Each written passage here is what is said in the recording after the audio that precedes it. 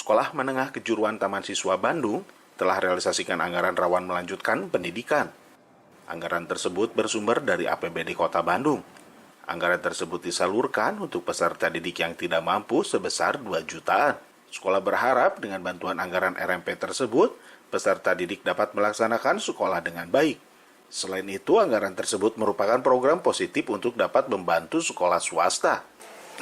Ya, SMK Taman Siswa untuk merealisasikan dana RMP bantuan dari pemerintah, yaitu tawaran melanjutkan pendidikan berdasarkan pada 10 asnaf. Salah satunya adalah dari biaya pendidikan dikelola dalam bentuk SPP. Jadi kebanyakan semua dana hasil dari rundingan dengan orang tua itu diarahkan pada pendidikan, biaya pendidikan SPP.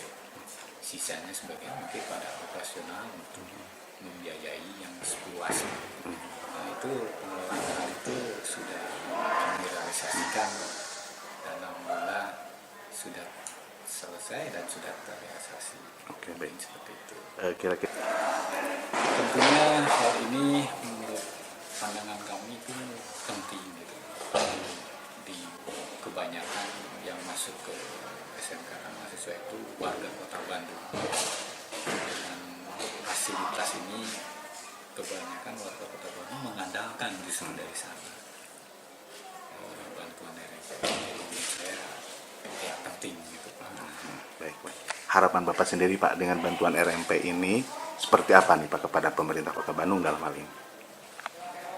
Harapan kami ini terus bisa berlanjut,